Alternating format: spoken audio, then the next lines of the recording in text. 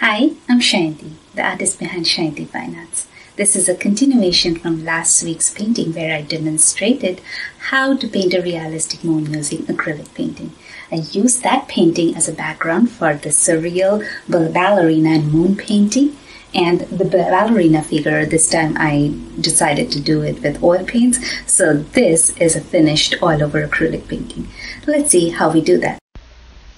First, I drew out the figure of the ballerina with a white charcoal pencil, and then I blocked the entire body of the ballerina with a white acrylic paint.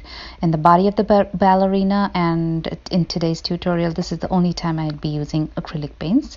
The reason I blocked the body first with white paint is because I was going to use a lot of transparent colors for the flesh and the dress, right, the skin tones and the dress of the ballerina, and those colors will not show up properly on blue, and in fact if they get mixed with the blue just like glazes, it would probably not look very pretty. So I first blocked them in white and then I started my entire painting. And the reason I used charcoal pencil to draw out the figure is because it is very easy to erase those lines, and after you finish the painting none of the lines would show. So once I blocked the entire figure and let it dry completely, I started with oil paints, and initially I did a little underpainting, sort of underpainting, not a complete underpainting, with a dark mixture of purple and raw umber. And what I did is I put this color in the areas of the body which had the shadows, or rather the darker parts of the body. And this would help me this would help to be a guide along the way. And once I did that, I went around the body of the ballerina, which you will see me doing several times in the entire video, and just to correct the edges of the body and remove some of the white charcoal marks. Next, I'm coming back with the lighter colors. For the upper part of the dress, the bust area, I'm using white, and for the skin I'm using a flesh tone that I made out of red, yellow, and a little bit of white mixed to it. And the reasoning that I'm following is the side that is facing the moon, the side of the body that is facing the moon will have a lot of light, and the side away from the moon will have the darker shadows. Following the principle, I'm putting in my darks and lights, and I will keep on adjusting the darks and lights. Now this face was about even less than an inch in size, so I couldn't put a lot of fine details in there. I started off with it, but then I thought it is not worth it. From a distance, like even from a foot away, nothing is visible, and it was just too hard to put in very fine details. So I just went with a little bit looser style, just to give the impression of lights and darks, and following the pattern of lights and darks to be more precise is what I did for the face and the entire body in general, because it is a small figure and a small painting in general, so too much details can actually be too cumbersome. So I made my job a little bit easier, so to speak. You can see that I'm working a lot for a long time around the face area and the body. Now I'm moving on to the bottom part of the dress, which is just like a tutu, and I chose a turquoise color. This is my favorite color from Gamblin, and so whenever I have a chance I use this color anywhere possible. So for the lighter areas I'm using the turquoise, and for the darker shadows I'm using a mix of turquoise with a little bit of blue and purple. Depending on the area, I'm varying the amount of blue and purple to create a variety in the shadows, just like the reference photo that I'm using. And I'm not sticking very accurately with my reference photo, but I'm just following the general principles of lights and darks and the shape of the body, because in this kind of a figure, the anatomy is kind of important. Onto the legs, once again I'm defining the shadow areas or the darker areas first, and then I'm coming back with a lighter flesh tone. That is the same principle I have followed through the entire painting. And initially it looks very sketchy, very not becoming, but you have to continue to the end of the painting and work a little bit at a time to make it all look good and work together, and then the painting will come together in the end. At least I felt that it came together in the end. You may share your thoughts and let me know if if you thought it was just like what you wanted it to be. And I have a thing for surreal paintings. I'm a dreamer, so anything dreamy and out of ordinary just appeals to me.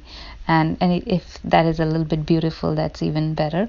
So this is one ended up being one of my favorite paintings. Not because technically I did a great job or anything. It's just if you look at the technical details, the figure and everything, it is just one of my good paintings. It's not bad, it's definitely good, but it is nothing great, nothing extraordinary that I've achieved, but just the composition and the subject matter and how it came together in the end. I love this painting. This is my favorite for right now till I find the next favorite. Onto the shoes, I did a little highlight area on the side that facing the moon, and the other areas I adjusted the lights and darks.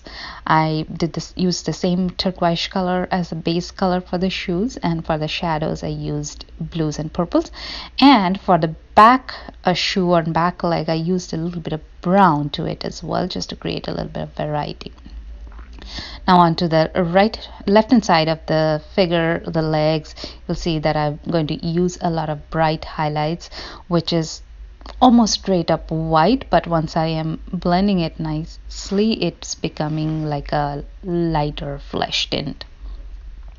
Wanted to add a little bit of details to the dress, the bust area of the dress of the ballerina, and just a tad bit, nothing too decorative or anything. Now I'm going around the entire face and darkening up the surrounding area. What it is doing is it is giving the face and the body and the figure and hands, it is one way to correct the shape. So I'm using a detail brush when I'm going around the small areas and correcting the fine details, and then when I'm using a little bit bigger flat brush to smudge the entire area and make it look smooth. And I'm making the blue fade out into the bluer of the surrounding areas so that it all looks cohesive in the very end, because initial painting was acrylic, so at the very end you might find a little bit of hot spots in the entire painting. The areas that has oil will look shinier than the areas that have acrylic. So what I'll do is a couple of days later, when the entire painting dries, I will oil it out. So add a thin layer of liquid or any medium that I please. I'll just add a layer of that, let that dry completely, and then I'll varnish over it, and that will even out all the more shiny areas. So that's a neat trick if you do a lot of oil over acrylic paintings. I haven't been doing a lot of oil over acrylic of late, but I used to do them a lot, and I think I'm going to do a few more in the recent future too, or upcoming future rather. So you can see I'm still adjusting the finer details, highlights, shadows, darks and lights. If you look at the close up of the painting, it looks very boring and kind of sketchy, but from even like a half of a distance it's looking fine. Now onto the rope. What I did is first I added a layer of shadow on the bottom side, so I drew out the rope with a shadow color, which is a grayish whitish gray color on the bottom side, and then I went around the rope and darkened the areas that needed to be the sky, because the rope was not initially drawn out or sketched out properly.